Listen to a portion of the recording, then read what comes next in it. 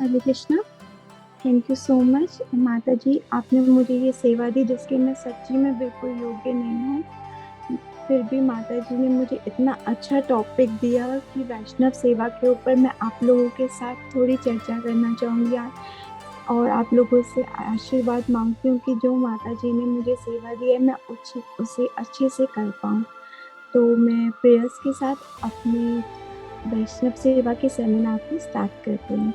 मुखं करोति वाचालं पांगुलं लंघयते यत्कृपात्वमां वन्दे श्रीगुरुं दीनतारिणम्। ॐ ज्ञानतिमिरान्धस्य ज्ञानाञ्जनशलाकया चक्षुर्मिलितं येन तस्मै श्रीगुरुवे नमः। जय श्री कृष्ण चैतन्य प्रभु नित्यानंद श्री अद्वैत गदाधर श्रीवासदि गौर भक्त वृंदा। हरे कृष्णा कृष्णा कृष्णा हरे हरे, हरे राम राम राम हरे हरे, हरे कृष्णा कृष्णा कृष्णा हरे राम राम हरे हरे। हरि बोल। जैसे कि आप लोग जानते हैं कि आज हमारा टॉपिक क्या है, वैष्णव सेवा। तो भगवान भी खुद भगवान क्या कहते हैं, जो वैष्णव गण है वो क्या है, मेरे प्राण है। वैष्णव गण मेरे प्राण है। क्यों मेरे प्राण है? क्योंकि उनके हृदय में गोविंद उनके हृदय में विराजमान करते हैं और वो गोविंद के हृदय में विराजमान करते हैं। इसलिए अगर आज हम आपके साथ एक बहुत अच्छा सीक्रेट भी शेयर करना चाहते हैं। जैसे कि भगवान खुद बताते हैं कि जो मेरे प्रिय बनना चाहता है, जो मेरे डियर होना चाहता है, कृष्ण के डियर होना चाहते हैं और भगवान के प्रिय होना चाहते हैं, उसका भगवान खुद हमें आज एक फॉर्मूला बता रहे हैं। तो भगवान हमें क्या बता रहे हैं वो फॉर्मूला, कि हमें क्या करना है। पहला, कि भक्तों और वैष्णवों से प्रेम और उनकी सेवा करना। तो ये दो सीक्रेट भगवान ने हमें बता दिया। अगर हमें भगवान से प्रेम करना है, अगर भगवान से प्रिय बनना है, तो हमें क्या करना है भगवान के प्रिय बनने के लिए, वैष्णवों की सेवा करनी है और वैष्णवों से प्रेम करना है। तो और इससे क्या होता है, हमारी जो बताते हैं भगवान, अगर हम वैष्णवों की सेवा करते हैं और वैष्णवों से प्रेम करते हैं तो हमारे भगवान से उतना ही प्रिय हम हो जाते हैं और हमारी जो भक्ति में हम तेजी से प्रगति कर सकते हैं। तो माता जी, अब आप पीपीटी शेयर करेंगे तो। माता जी, आपको पीपीटी दिख रही है? या, थैंक यू सो मच माता जी। तो ये हमारा टॉपिक है वैष्णव सेवा का।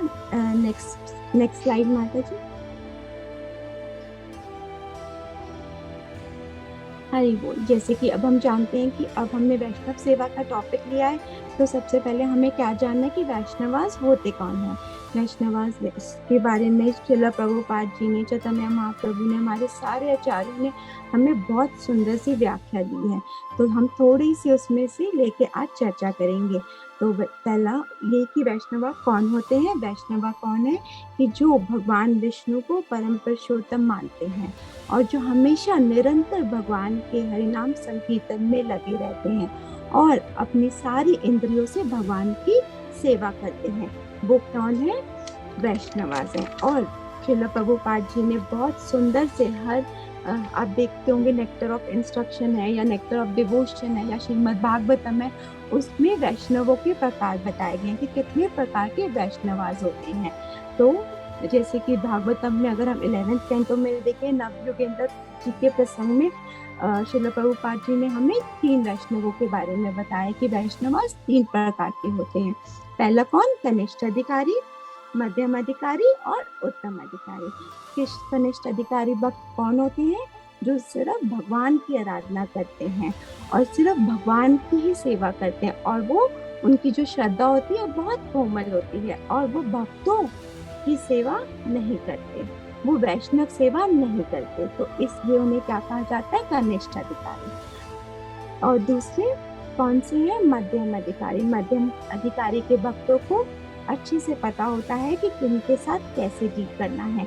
उसके लिए श्रील प्रभुपाद जी ने 4 प्रकार के बताए हैं कि 4 प्रकार से कैसे उनको पता होता है। पहला क्या, कि उनको पता है कृष्ण से कैसे प्रेम करना है। दूसरा, उनको भक्तों के साथ कैसे मैत्री भाव रखना है। तीसरा क्या, नए भक्त जो कोमल भक्त आते हैं, इनोसेंट भक्त, उनको कैसे श्रद्धालुओं को प्रीच करना है। और चौथा क्या, जो अभक्त होते हैं उनके साथ दूरी कैसे बनानी है, उनके साथ सेफर डिस्टेंस कैसे रखना है, उनको दूर से ये प्रणाम करके हमें उनके साथ सेफर डिस्टेंस रखना है। और उनका जो फेथ होता है बहुत फर्म होता है और उन्हें शास्त्रों का भी ज्ञान होता है। और तीसरा कौन है, उत्तम अधिकारी।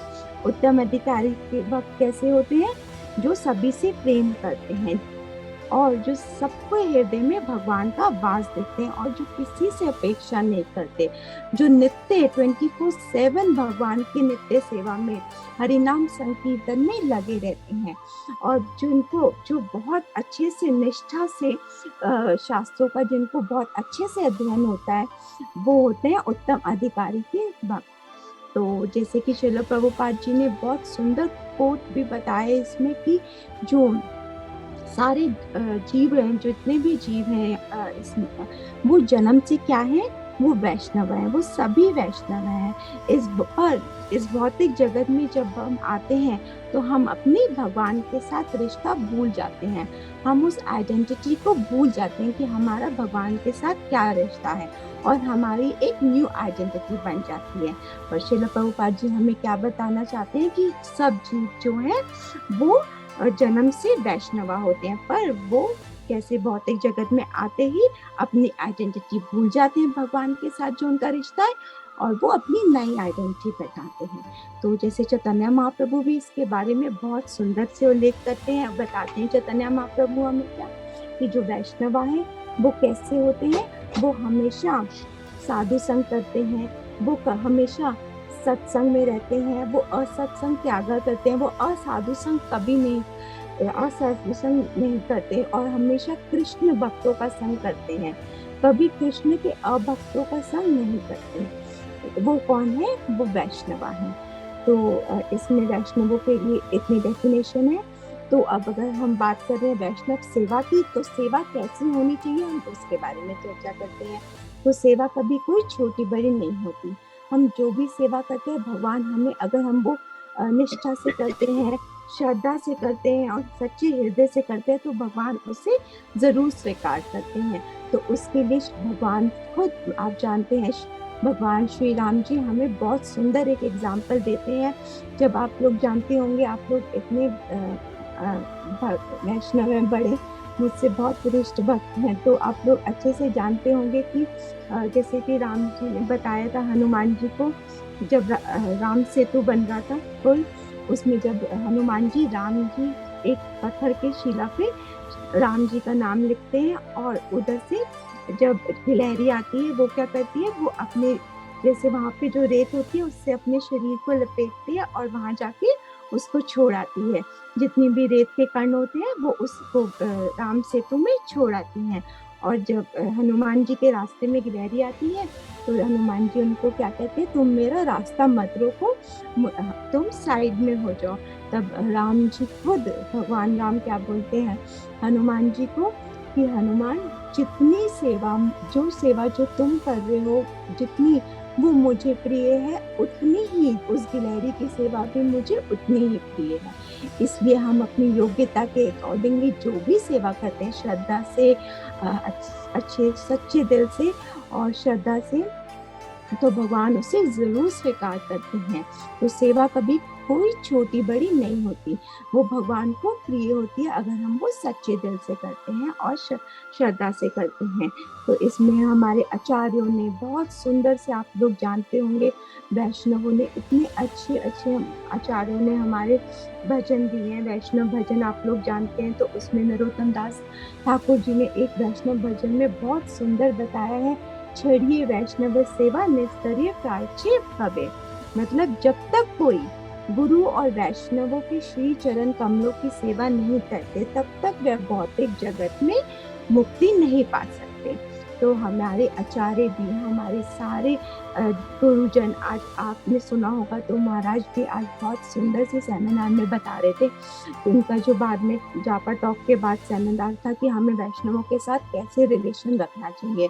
तो हमारे सारे गुरुजन, सारे वैष्णवास, श्रील प्रभुपाद जी, चैतन्य महाप्रभु, हमें सबने क्या सिखाया है? हमारी पहली ड्यूटी क्या है? वैष्णव सेवा, क्योंकि बिना वैष्णव सेवा के हम कभी प्रगति नहीं कर सकते भक्ति में। माता जी नेक्स्ट स्लाइड करें। अब वैष्णव सेवा की इम्पोर्टेंट क्या है, हम उसके बारे में चर्चा करते हैं। वैष्णव सेवा करते हैं तो हमें क्या क्या बेनिफिट होता है? क्या बेनिफिट होता है? पहले तो हम भगवान खुद श्रीमद् भागवतम में बताते हैं, जो वैष्णवों की सेवा करता है उसके लिए सारे मुक्ति के द्वार खुल जाते हैं। और इसके आगे श्रीमद् भागवतम में 4.21.40 में खुद भगवान क्या बताते हैं?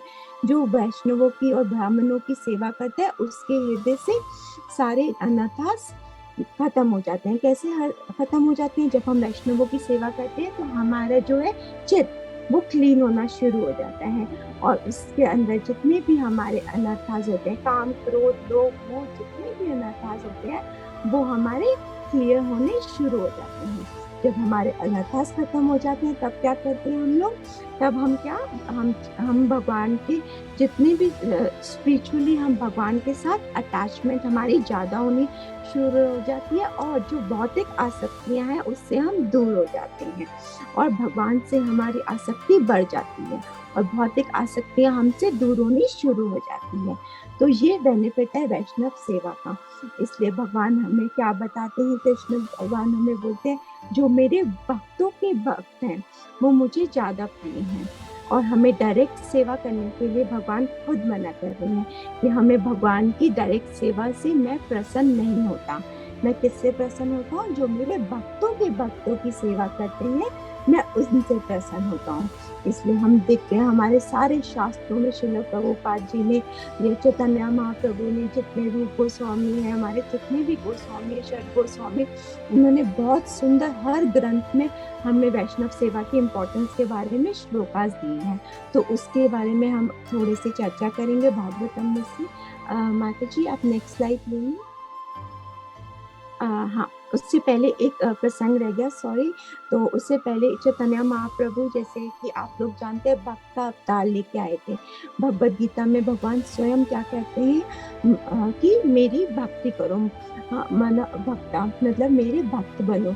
तो पर हम लोग उसको प्रैक्टिकली नहीं ले रहे थे, हम उसको नहीं समझते। भगवद गीता में जैसे भगवान ने कहा, पर चैतन्य महाप्रभु स्वयं खुद भक्त का अवतार लेके आए और हमें वैष्णवों के साथ कैसे रिलेशन रखनी चाहिए, हमें भक्तों की कैसे सेवा करनी चाहिए, हमें कैसे भक्त बनना चाहिए। भगवान स्वयं भक्त के रूप में अवतार लेके आए कि हमें भगवान की कैसे भक्ति करनी चाहिए। तो उसके लिए चैतन्य महाप्रभु के पास एक गृहस्थ भक्त थे, शिवानंद सेन। उन्होंने महाप्रभु से जाके पूछा कि मैं एक गृहस्थ भक्त हूँ, मेरे लिए क्या ड्यूटी है, मेरी क्या रिस्पॉन्सिबिलिटी है। तब महाप्रभु उनको क्या बताते हैं कि गृहस्थों की क्या रिस्पॉन्सिबिलिटी है, महाप्रभु ने खुद बताई है। उन्होंने कहा, तुम घर जाओ और वैष्णव सेवा करो और हमेशा हरिनाम संकीर्तन में लगे रहो। तो महाप्रभु जो स्वयं भगवान श्री कृष्ण का भक्त अवतार लेके आए हैं, वो हमें क्या बता रहे हैं? वैष्णवों के साथ कैसे रहना है। एक गृहस्थ को हमें हमेशा वैष्णवों की सेवा करनी है, और दूसरा का क्या करना है? हमेशा निरंतर हरिनाम संकीर्तन में लगे रहना है। तो ये है वैष्णव सेवा की इम्पोर्टेंस। अब शास्त्रों के देखते हैं, शास्त्रों में क्या वैष्णव सेवा की ग्लोरिफिकेशन बताई गई है कि वैष्णव सेवा कितनी इम्पोर्टेंट है, उसके बारे में बताया गया है। तो पहले हम श्रीमद् भागवतम में से लेते हैं 9.4.63 में भगवान स्वयं क्या कहते हैं? श्री भगवान वाच, अहम भक्ता पराधीनो स्वतंत्र एव ध्वज, साधु ग्रस्त हृदयो भक्ति जन प्रिया। पूर्ण पुरुषोत्तम भगवान ने ब्राह्मणों को खुद बताया, क्या बताया है? कि मैं पूरी तरह से अपने भक्तों के नियंत्रण में हूँ, मैं बिल्कुल भी स्वतंत्र नहीं हूँ, क्योंकि मेरे जो भक्त हैं वो भौतिक कामनाओं से रहित हैं। इसलिए मेरे भक्त मेरे हृदय में विराजमान रहते हैं, क्योंकि उनके हृदय में मैं विराजमान रहता हूँ। इसलिए भगवान और क्या बोलते हैं, जो मेरे भक्त के भक्त हैं वो मुझे बहुत प्रिय हैं। तो हम लोग जान सकते हैं कि भगवान हमें क्या बता रही है, जो मेरे भक्त के भक्त हैं वो मुझे बहुत प्रिय हैं। इसलिए हमें, इसके लिए हम आगे जाकर एक एक्टिविटी करेंगे, तो आप लोग प्लीज बने रहिए उस एक्टिविटी के लिए। उसके लिए हम थोड़े एग्जाम्पल देखेंगे कि शास्त्रों में ऐसे कौन से एग्जाम्पल है जो भगवान हमें बता रहे हैं कि हमें अपने भक्तों के भक्त बनना है। तो आगे जाके नेक्स्ट श्लोक लेते हैं हम पद्म पुराण में से। पद्म पुराण में खुद शिव जी पार्वती जी को क्या बोलते हैं, आराध्यानां सर्वेषां विष्णुराधे परम तस्मात् परन्तरतं देवी तद्यानां समर्चनम। मतलब शिव जी खुद पार्वती जी को क्या बता रहे हैं कि देवी हर वेदों में वर्णित जितने भी प्रकार की आराधना है, उन सब आराधनाओं में कौन सी आराधना श्रेष्ठ है, विष्णु की आराधना श्रेष्ठ है। पर विष्णु की आराधना से भी श्रेयस्कर उनके भक्तों की आराधना श्रेष्ठ है, तो श्रेयस्कर है। तो हमें क्या जान रहे हैं इसमें कि भगवान स्वयं पार्वती जी को क्या बता रहे हैं, शिव जी की भगवान के शिव विष्णु की भक्तों की आराधना सबसे टॉप मोस्ट है। तो इसमें चैतन्य महाप्रभु भी हमें चैतन्य चरितामृत में बहुत सुंदर से बताते हैं। माता जी स्लाइड चेंज करें। चैतन्य महाप्रभु स्वयं हमें बता रहे चैतन्य चरितामृत में मध्यम लीला में कि गोपे भक्तो पद कमल दास दास अनुदास। मतलब कि हमारे को डायरेक्ट भगवान को अप्रोच नहीं करना, हमें डायरेक्ट भगवान की सेवा नहीं करनी, हमें भगवान के श्री चरण कमलों के सेवकों की सेवा करनी है। 3 टाइम दास दास अनुदास। तो हमें भगवान खुद चैतन्य महाप्रभु हमें बता रहे हैं कि हमें कैसे सेवा करनी है। आगे जाके भी चैतन्य महाप्रभु हमें बहुत सुंदर मध्यम लीला में बताते हैं, साधु संग सर्व शास्त्र लव मात्र साधु संग सर्व सिद्धि है। मतलब कि सारे प्रकार के जितने भी शास्त्र है, जितने भी शास्त्रों में क्या बताया गया है, निर्णय बताया गया कि शुद्ध भक्तों की सेवा ही के लिए अगर हम शुद्ध भक्तों का संग करते हैं, एक क्षण के लिए भी अगर हम क्षण के लिए भी संग करते हैं, उनकी संगति करते हैं, तो हम भक्ति में प्रगति पा सकते हैं, हम सक्सेस हो सकते हैं भक्ति में। पर उसके लिए हमें क्या करना है, अगर हमें भक्ति में सक्सेस होना है, हमें वैष्णवों की सेवा करनी है, वैष्णवों का संग करना है। तो इसके लिए हम आगे जाके देखते हैं कि अब हमने वैष्णव सेवा के बारे में तो सुन लिया, अब वैष्णव सेवा करनी कैसे है उसके बारे में हम सुनते हैं कि वैष्णव सेवा के लिए हमें हमारा को कैसे करनी चाहिए। तो उसके लिए हम नेक्टर ऑफ इंस्ट्रक्शन में रूप गोस्वामी जी बहुत सुंदर बताते हैं, दताति प्रति गण्याति गुह्यम आकृति पृच्छति भूते भोजते चेवा षड्विभक्ति प्रीति लक्षणम। भगवान हमें क्या बता रहे हैं, और सॉरी रूप गोस्वामी जी हमें क्या बता रहे हैं कि हमारे को भक्तों के साथ कैसा व्यवहार करना चाहिए, हमें उनसे गिफ्ट लेना चाहिए और उनको देना चाहिए, और उनके साथ अपने रहस्य, अपने सीक्रेट्स जो होते हैं, उनको कॉन्फिडेंशियल जो हमारे सीक्रेट्स होते हैं उसका आदान प्रदान करना चाहिए, उनसे शेयर करना चाहिए, अपने भी और उनसे भी सुनना चाहिए। और फिफ्थ क्या बताया उन्होंने, उनको अपने घर प्रसाद के लिए इनवाइट करना चाहिए और उनके घर जाकर उनके घर भी हमें जाकर प्रसाद ग्रहण करना चाहिए। तो ये 4 क्या है, भक्तों के साथ प्रीति के लक्षण बताएंगे। 6 प्रीति के लक्षण है जो हमें भक्तों के साथ करने चाहिए। तो इसके साथ हमें बहुत अच्छे से ध्यान रखना चाहिए कि अगर हम भक्तों के साथ ऐसा आदान प्रदान कर रहे हैं, तो भक्तों के साथ हमारा ऐसे प्रीति लक्षण है, तो उसके लिए हमें उनके अनुकूल हमें उनकी सेवा करने का प्रयास करना चाहिए, उनके प्रतिकूल नहीं, उनके अनुकूल। कि उनके अनुकूल जो, जैसे अगर हम कोई सेवा करना चाहते हैं कि उनके अनुकूल है कि नहीं है, अगर उन्हें उस समय जिस चीज की आवश्यकता है, हमें उसके अकॉर्डिंग ही उनकी सेवा करने का प्रयास करना चाहिए। और हमें उन्हें उनके सारे गुह्यतम मतलब जितने भी कॉन्फिडेंशियल रहस्य है उनके सुनने चाहिए, उनको अपने घर इनवाइट करना चाहिए। तो उससे क्या होता है, हमारे जो है 6 लक्षण, उससे प्रीति हमारे भक्तों के टूवर्ड्स हमारे प्रेम बढ़ता है। तो ये सब लक्षण आज भी महाराज सुबह बता रहे थे, गुरु महाराज बहुत अच्छे से हमें बता रहे थे हमारे कैसे हमारा भक्तों के साथ प्रीति लक्षण होना चाहिए, कैसे हमारा बिहेवियर होना चाहिए। तो हमें उसका बहुत अच्छे से ध्यान रखना चाहिए। भगवान महाराज ने ये भी बताया था, अनुकूल होना चाहिए, प्रतिकूल नहीं होना चाहिए। तो अब हम एक स्टोरी के साथ समझने का प्रयास करते हैं कि भगवान क्या बता रहे हैं। अब स्टोरी में साउथ इंडिया में एक बहुत सुंदर सी स्टोरी है। जैसे कि एक बहुत अच्छे यमुनाचार्य जी के भक्त थे, उनका नाम कांचीपुर था।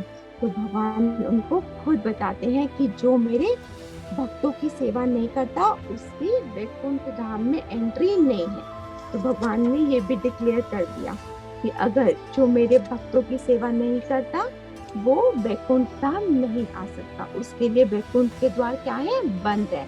तो उसके लिए हम एक छोटी सी स्टोरी सुनते हैं। कांचीपुर नाम के एक भक्त यमुनाचार्य जी के उनके डिसाइपल हैं। तो वो बहुत अच्छे वैष्णव हैं। तो वो एक बार वो शूद्र फैमिली में से थे और वो हमेशा भगवान की सेवा में लगे रहते थे। वो क्या सेवा करते थे भगवान की, वो नित्य भगवान का पंखा झूलते थे, भगवान को नित्य भगवान की सेवा में लगे रहते थे। और उनका भगवान के साथ इतना अच्छा रिश्ता था कि वो एक दूसरे से बात भी करते थे। वो अपने हृदय की बात कांचीपुर उनसे बात करते थे। वरदराज जी की, उनका नाम वरदराज था, वरदराज जी की डीटीज थी वो विष्णु अवतार में। तो बोला जाता है वो एक दूसरे के साथ बहुत अच्छा उनका रिश्ता था। वो एक दूसरे के साथ अपने हृदय की सारी बातें करते थे। और सब लोग इस बारे में अच्छे से जानते थे कि जो वरदराज जी है वो कांचीपुर के साथ बातें करते हैं, उनके हृदय की सारी बात सुनते हैं और अपने भी वो सारी बात उनके साथ शेयर करते हैं। तो एक उनके गुरु भाई थे। तो उनके गुरु भाई ने एक बार उनसे एक प्रश्न करा कि क्या आप मेरे लिए एक प्रश्न कर सकते हो, भगवान के पास जाओगे, वरदराज जी की सेवा के लिए जाओगे तो आप मेरे लिए एक प्रश्न करना। तो उन्होंने कहा जरूर करूंगा।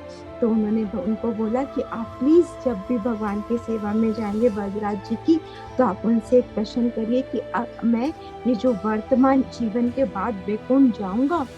तो उन्होंने कहा ठीक है, मैं पूछ लूंगा। जब मैं अब कल शाम को मैं जाऊंगा जब सेवा के लिए, तो मैं जरूर तुम्हारा प्रश्न भगवान से पूछूंगा। जब वो सेवा के लिए जाते हैं वरदराज जी के पास, तब वो वरदराज जी को बोलते हैं मेरा एक गुरु भाई है और वो उन्होंने मुझे एक प्रश्न पूछने के लिए बोला है कि आप उसका उत्तर देंगे। तो वरदराज जी कांचीपुर को कहते हैं अवश्य, तुम मुझसे पूछ सकते हो। तो वरदराज जी से उन्होंने पूछा मेरे गुरु भाई है ऐसे, तो उन्होंने मुझे बोला है कि आप वर्तमान जीवन में वो जैसे वैकुंठ जब शरीर त्यागेंगे तो वैकुंठ धाम जाएंगे। तो उन्होंने कहा हाँ अवश्य, वो इसी जीवन में जब वो देह त्याग करेंगे वो मेरे धाम अवश्य आएंगे। तो वो बहुत प्रसन्न हो जाते हैं। तो वो यही बात अपने गुरु भाई को बताने आते हैं। पर कांचीपुर के मन में भी ये इच्छा जाग जाती है। वो कहते हैं मैंने अपने गुरु भाई के लिए जो प्रश्न पूछा है, मैं अपने लिए क्यों ना ये प्रश्न पूछूं। पर वो बहुत संकोच कर रहे थे, वो कह रहे थे नहीं अच्छा नहीं लगता, मैं नहीं पूछता। फिर वो संकोच कर रहे थे, पर उन्होंने फिर भी एक उचित समय आके एक दिन ये प्रश्न कर ही दिया, क्या मैं भी इस वर्तमान जीवन के बाद वैकुंठ जाऊंगा भगवान से। उन्होंने प्रश्न करा वरदराज जी से। तब भगवान ने उनको कहा, क्या कहा, नहीं नहीं, तुम इस जीवन में वैकुंठ धाम नहीं जाओगे।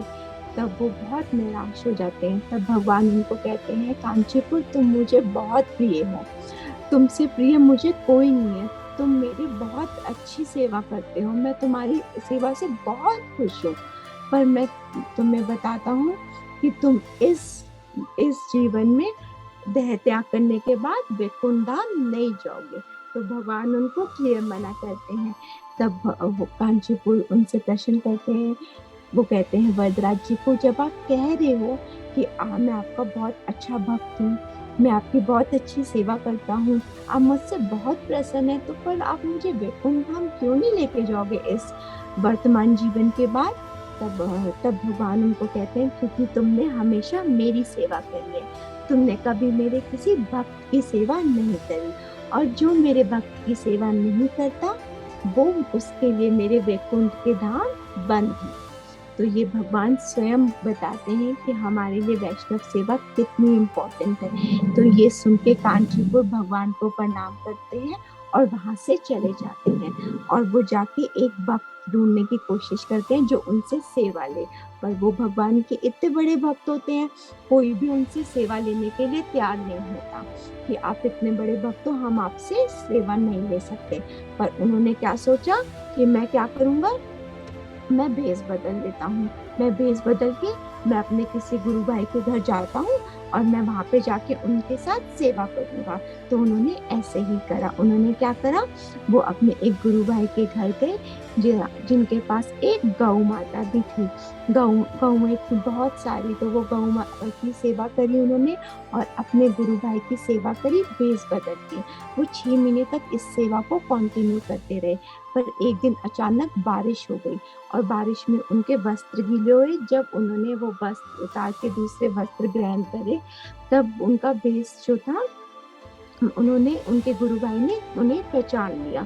उन्होंने पहचान लिया, ये तो वही कांचीपुर है जो हमेशा वरदराज जी की सेवा में लगे रहते हैं। तो उन्होंने उनसे क्षमा मांगी कि मैंने आपसे सेवा ले ली, मुझे माफ कीजिए, मैंने आपको पहचाना नहीं था। पर वो उनके गुरु भाई ने उनको प्रणाम करा और उन्होंने कांचीपुर ने उनको बोला कि मैं आपके घर सेवा से बहुत खुश हुआ, मुझे आपकी और गौ सेवा में बहुत आनंद आया। तो मैं आपको प्रणाम करता हूँ कि आपने मुझे इस योग्य समझा अपनी सेवा के लिए। तो ये बोल के वो अपने गुरु भाई के घर से चले जाते हैं। तो जैसे फिर वो कहाँ जाते हैं, अब वापस अपने वरदराज जी के पास। जैसे ही वो वरदराज जी के दर्शन के लिए एंट्री लेते हैं, तो वरदराज जी उनको देख के मुस्कुराते हैं। तो वरदराज जी क्या कहते हैं भगवान कहते हैं, अब मैं तुम्हारी से बहुत प्रसन्न हूँ। अब तुम इसी वर्तमान जीवन में ही देह त्यागने के बाद तुम वैकुंठ आओगे, तुम मेरे धाम आओगे, वैकुंठ के द्वार तुम्हारे लिए खुले हैं, क्योंकि तुम मेरे भक्त की सेवा करके आए हो। मैं तुमसे बहुत प्रसन्न हूँ। इसलिए भगवान हमें स्वयं बता रहे हैं कि हमें भगवान को अगर सेटिस्फाई करना है, भगवान को खुश करना है, तो क्या करना है, हमें भक्तों की सेवा करनी है। अगर हम भक्तों की सेवा नहीं करेंगे तो हमारे लिए वैकुंठ के धाम बिल्कुल बंद है। तो ये थी एक छोटी सी स्टोरी। अब वैष्णव सेवा की पावर क्या होती है उसके बारे में हम चर्चा करते हैं। जैसे कि आप लोग जानते हैं कि जब कंस माता देवकी और वासुदेव जी को एक सेवक की तरह रथ में लेके जा रहे थे, तो उस समय एक देवी आकाशवाणी होती है। आकाशवाणी में क्या आकाशवाणी होती है कि ये जिनको तुम देवकी और वासुदेव को लेके तो जा रहे हो, पर जो इनका 8वां पुत्र होगा कंस, यही तुम्हारे वध का कारण, मृत्यु का कारण बनेगा। तो ये सुन के उन्होंने, कंस ने क्या करा, उसी समय सेवा को रोक दिया और रथ को वहां पे खड़ा कर दिया। तो ये बोला जाता है, बहुत सुंदर व्याख्या की गई है हमारे वैष्णव आचार्यों में, कि जैसे लोग बोलते हैं कि ऐसी आकाशवाणी देवी देवता को करने की क्या आवश्यकता थी। ठीक है, अगर उनके 8वें पुत्र ने वध ही करना था तो कर देते, उनको जेल में डालने की क्या जरूरत थी, और उनको इतना कष्ट देने की क्या जरूरत थी। जब उनका 8वां पुत्र होता तो उनको वो वध कर देता उनका, और आराम से वो रहते, पर उनको इतना कष्ट देने की क्या आवश्यकता थी।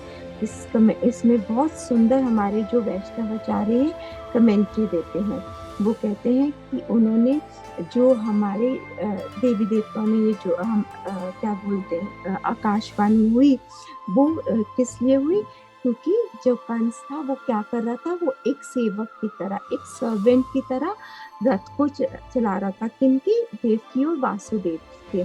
और वो क्या थे, वो एक वैष्णव थे, आप लोग जानते हैं वो एक वैष्णव थे। और वो इसी तरह अगर वैष्णव सेवा करता रहता और वैष्णव सेवा नहीं रोकता तो वो क्या बन जाता, वो बहुत पावरफुल हो जाता। अगर वो पावरफुल हो जाता था तो उसका कोई कुछ नहीं बिगाड़ सकता था। अगर वैष्णव सेवा उसकी कंटिन्यू रहती तो भगवान स्वयं उसको वध नहीं कर पाते। तो इसलिए उसका उस समय जो वो सेवक की तरह सेवा कर रहा था वो रोकना आवश्यक था। इसलिए हमारे वैष्णवाचार्य बोलते हैं कि ये है पावर वैष्णव सेवा की। अगर हम वैष्णव सेवा करते हैं तो उसका कोई कुछ नहीं बिगाड़ सकता। भगवान स्वयं हमें एग्जाम्पल दे रहे हैं कि मैं खुद अधीन हो जाते हैं फिर अब उसके। इसलिए बहुत सुंदर व्याख्या दी गई है इसमें। अब हम चर्चा करते हैं कि वैष्णव कितने प्रकार की, कौन कौन से टाइप की सेवा होती है। एक होती है जैसे हम लोग जानते हैं वपु सेवा, और दूसरी कौन सी होती है, वाणी सेवा। तो वपु सेवा के लिए हम व्यक्तिगत जिनका एग्जाम्पल देख सकते हैं वपु सेवा में कि जिन नारद मुनि कौन थे पिछले जन्म में हम लोग जानते हैं, वो एक दासी पुत्र थे और वो हमेशा भक्तों की सेवा में लगे रहते थे। वो भक्तों का उच्चिष्ट खाते थे और वो हमेशा भक्तों की सेवा में लगे रहते थे।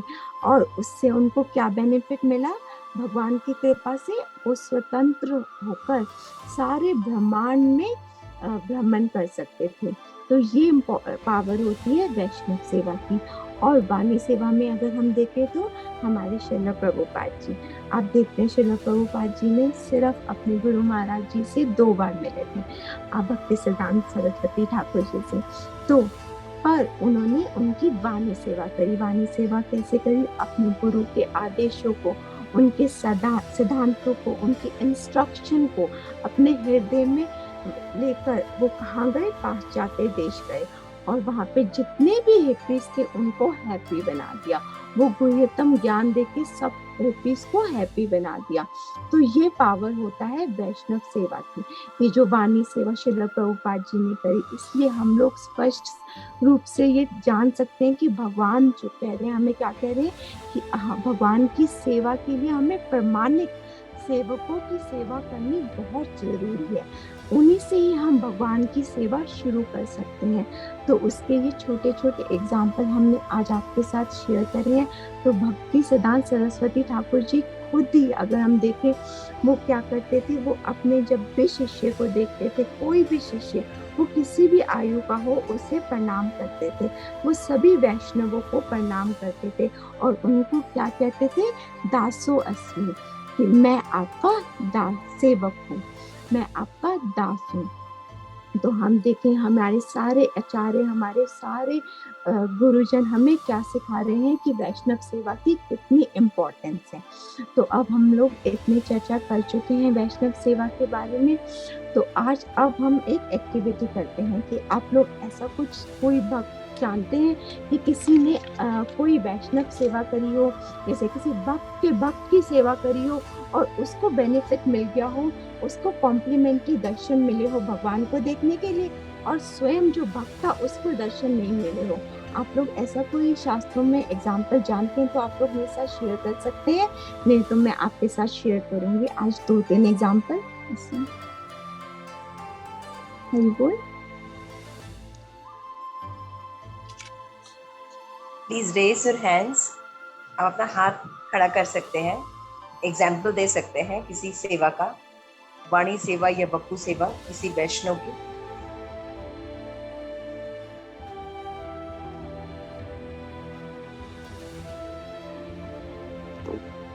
कृष्णा एक बार एक क्वेश्चन रिपीट करें, मतलब किसी ने सॉरी एक्चुअली सॉरी माता जी, मैं रिपीट करती हूँ। जैसे कि हम लोग देखते हैं शास्त्रों में देखते हैं कि एक डिवोटी है, वो बहुत अच्छे से सेवा करते हैं, बहुत अच्छे से सेवा कर रहे हैं, पर उनको बेनिफिट नहीं मिलता भगवान के दर्शन का, उनको बेनिफिट नहीं मिलता। पर जो उनकी सेवा करते हैं उनको बेनिफिट मिल जाता है भगवान की दर्शन करने का। आप ये प्रश्न है।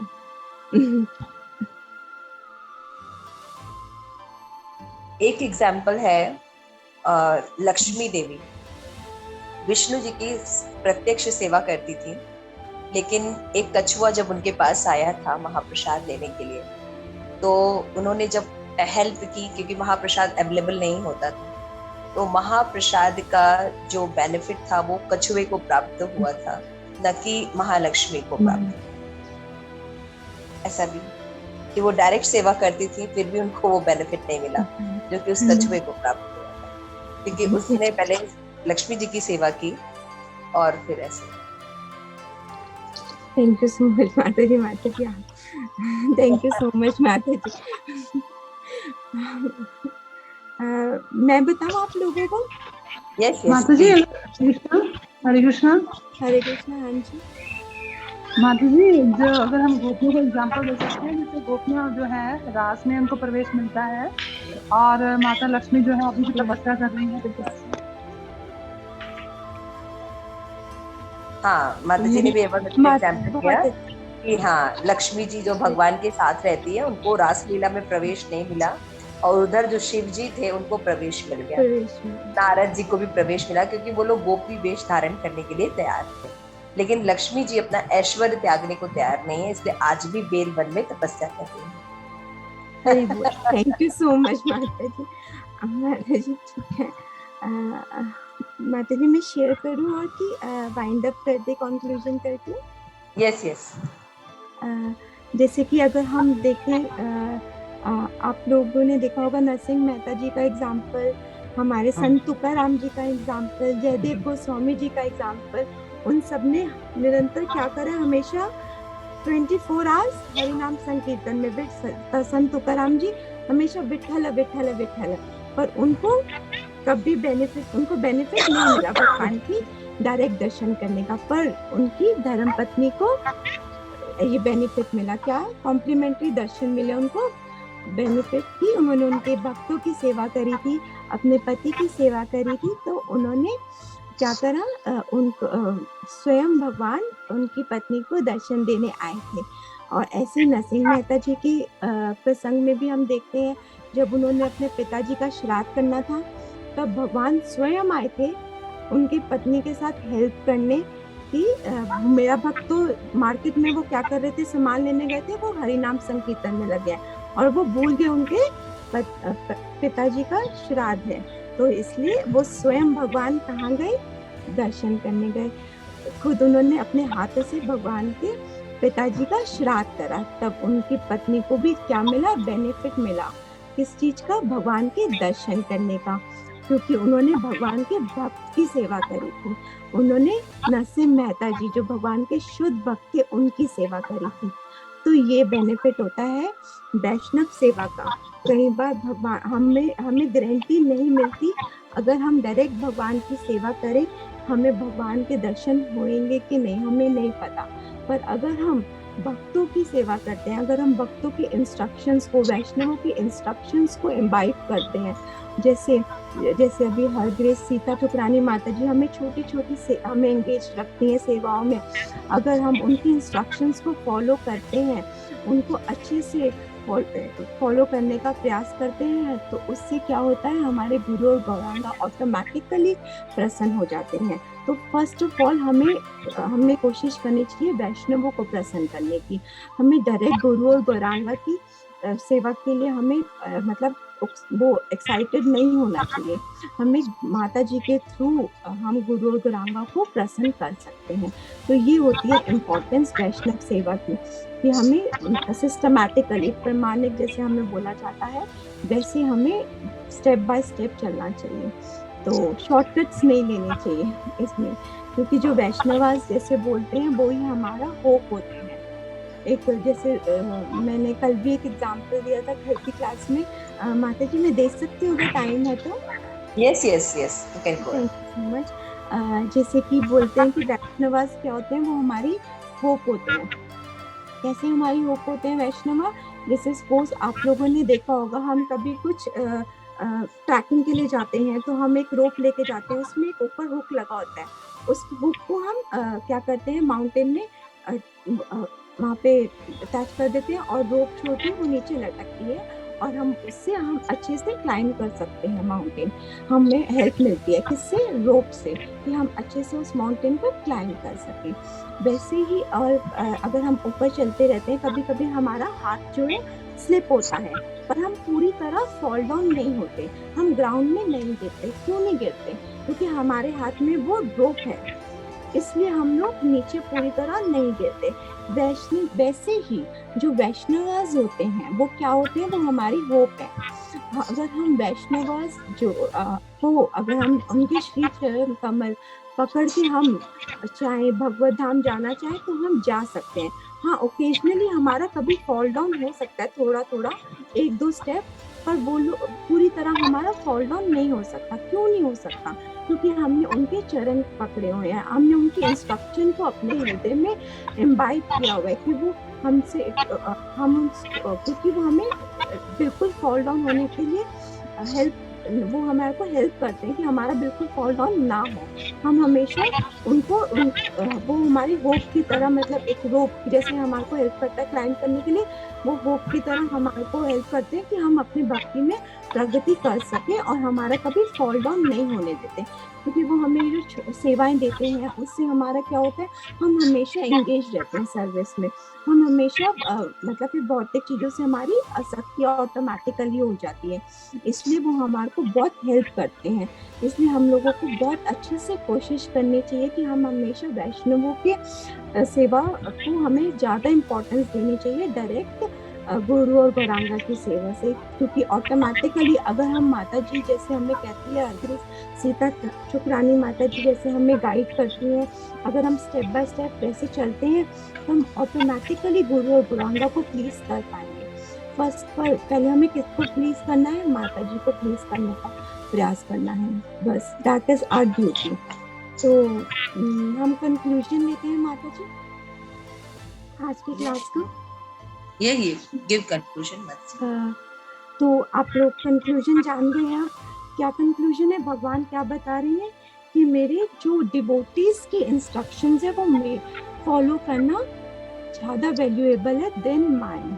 मतलब भगवान की जो भगवान जैसे कहते हैं उनके इंस्ट्रक्शंस को फॉलो करने से बजाय हमें किनकी करनी है? भगवान के भक्तों की इंस्ट्रक्शंस को फॉलो करने का प्रयास करना है। और भगवान हमको क्या बता रहे हैं कि जो मेरे भक्तों के भक्त हैं वह मेरे भक्त हैं। मतलब हमें भगवान को सेटिस्फाई करने से पहले भगवान के भक्तों को सेटिस्फाई करना है, क्योंकि भक्तों की कृपा के बिना, भक्तों की सेवा के बिना हम डायरेक्ट भगवान को अप्रोच नहीं कर सकते। इस जन्म में क्या किसी भी जन्म में नहीं कर सकते। इसके लिए श्रील प्रभुपाद जी ने भी बहुत सुंदर एक वैष्णव कंक्लूजन दिया था वैष्णव सेवा का। मैंने एक कोट पढ़ा था, मैं आप लोगों के साथ शेयर करती हूँ। जैसे कि नरसिंह देव जी जब हिरण्यकश्यप को मार के वध के बाद भक्त प्रहलाद के पास आते हैं तो वो उनसे एक वरदान मांगने के लिए कहते हैं। वो उनसे कहते हैं भक्त प्रहलाद को एक वरदान मांगिए। पर जो भक्त प्रहलाद है वो क्या कहते हैं? मैं कोई व्यापारी भक्त नहीं हूँ, और वो कोई किसी भी वरदान की इच्छा नहीं करते। वो कहते हैं कि अगर मेरे को कोई वरदान देना चाहते हैं तो आप मुझे क्या वरदान दीजिए कि मैं हमेशा अपने गुरु की सेवा में लगे रहूं, मैं नित्य एक क्षण भी अपने गुरु की सेवा से विमुख ना हो। क्योंकि मेरे गुरु, उनके गुरु कौन थे? नारद मुनि। मेरे जो गुरु हैं, अगर मैं उनको सर्व करता हूँ, अगर मैं उनकी सेवा करता हूँ, तभी मुझे आपके दर्शन मिल सकते हैं। अगर मेरे गुरु नहीं होते तो मैं आज आपके सामने खड़ा नहीं होता। मुझे जो मैं अभी तक अगर मैं आपके सामने खड़ा हूँ, किसकी कृपा से खड़ा हूँ? अपने गुरु की। इसलिए प्रहलाद महाराज भी रिफ्यूज कर रहे हैं किस चीज का? डायरेक्ट सर्विस का। वो क्या कह रहे हैं? हमेशा मुझे नित्य मेरे गुरु की सेवा में लगाएंगे। मैं डायरेक्ट आपकी सेवा से आपको प्रसन्न नहीं कर पाऊंगा जितने प्रसन्न मैं अपने गुरु की सेवा से आपको कर पाऊंगा। तो हरि बोल। मैं अपनी वाणी को यहीं पे विराम देती हूँ। Thank you so much. वांछा कल्पतरुभ्यश्च कृपा सिंधु एव च पतितनां पावनेभ्यो वैष्णवेभ्यो नमो नमः। थैंक यू सो मच माता जी, मैं आपकी बहुत आभारी हूँ। और आप सब भक्तों की मुझसे कोई त्रुटि हुई तो प्लीज मुझे क्षमा कर देना, मेरा पहला चांस था। Thank you so much. दंडवत। हरे कृष्णा राधिका माता जी की जय। बहुत ही अच्छी क्लास दी माता जी आपने। फर्स्ट ऑफ ऑल मैं आपको थैंक्स करना चाहूंगी आपकी फर्स्ट क्लास है। आपने संडे को भी क्लास दी, आज भी दी, लेकिन आज ज्यादा अच्छी दी है। तो अगर आपको जज किया जाए कि आपकी क्लास कैसी है, तो मैं आपको बता देती हूँ टेक्निकलिटी। फर्स्ट ऑफ ऑल, जब आप इतने स्क्रीन रखिए तो आपका जो फेस है कम से कम दिखना चाहिए पूरा हाफ, और आपका पीछे का बैकग्राउंड अगर पर्दा हो तो it is very good. Light arrangement होनी चाहिए, आपका ना फेस दिखाई नहीं देना। I appreciate that this time your voice is very clear, आप बहुत अच्छे से बता रहे थे, and you manage your presentation also very good. दो यू आर नॉट प्रेजेंटिंग, कोई और प्रेजेंट कर रहा था, उनको बार बार रिक्वेस्ट करना, बहुत अच्छे से आपने वो पॉइंट मैनेज किया। आपका आई कांटेक्ट नहीं हो रहा था, eye contact should be up, you have to see up on the camera,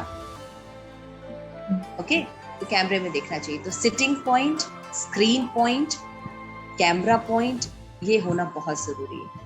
उसके बाद आपकी वॉइस क्वालिटी बहुत अच्छी होनी चाहिए, इस अच्छी से आए, जैसे आज आपकी क्वालिटी बहुत अच्छी आ रही थी, हमें साफ साफ सुनाई दे रहा था। एंड एक चीज आपने बहुत अच्छा इम्प्रूव किया, your texture of voice is bold. हालांकि आप बहुत सॉफ्ट हैं, बहुत सॉफ्ट बोलती हैं, but in throughout the class your texture of the voice is very good. So I like your lecture very much. अगर आप इन पॉइंट्स को अगर आप ध्यान में रखेंगी तो टेक्निकलिटी के दृष्टि से you can be on the scan standard. Scan में एक स्टैंडर्ड होता है, जैसे प्रचारक देते हैं, क्योंकि आपको पता होता है कि जब हम व्यास आसन पे बैठते हैं तो we have to follow some rules. तो आई होप आप इसको ऑफेंस के लिए नहीं लेंगे, फॉर इम्प्रूवमेंट, बिकॉज आने वाले दिनों में आपकी और भी क्लासेस रहेंगी, आप लोग ऐसे इम्प्रूव कीजिए। तो जैसे माता जी ने क्लास दिया, ये माता जी की क्लास आप उन भक्तों के लिए बहुत ही ज्यादा इंस्पिरेशन है जिन्होंने अभी तक कोई क्लासेस नहीं दी है ना। देखिए माता जी ने कितना सिंपल टॉपिक लिया, पीपीटी आराम से बताया। तो मैं अभी चाहूंगी कि जिन लोगों ने अभी तक कोई क्लास नहीं दिया, जैसे नरसिंह स्तुति माता जी है ना, अदिति माता जी है ना, सची माई, ये लोग मुझे एक एक प्रेजेंटेशन तैयार करके दिखाएं। चाहे वो वैष्णव सॉन्ग हो, वैष्णव सॉन्ग ले लीजिए, है ना, पीपीटी मैं बनवा दूंगी। आप कोई भी टॉपिक सेलेक्ट कीजिए, आपको जो अच्छा लगता है, सिंपल तुलसी महारानी के ऊपर ले लीजिए, कुछ भी ले लीजिए आप, या कोई भगवत गीता का श्लोक ले लीजिए, आपको जो अच्छा लगता है। आप इतनी लंबी क्लास मत दीजिए, 10 मिनट की दीजिए, 15 मिनट की दीजिए, एकादशी कहानी सुना दीजिए या कोई स्टोरी टेलिंग कर दीजिए, मुझे सब चलेगा। लेकिन हम चाहेंगे कि नंदी मुखी माता जी हैं, अदिति माता जी हैं, सच्ची माई हैं, और ये हमारी प्रिय दर्शनी, इसने भी अभी क्लास नहीं दी है मेरे पास, तो ये लोग प्लीज तैयार करें। और आई होप प्रिय दर्शनी can also do very well. आप एक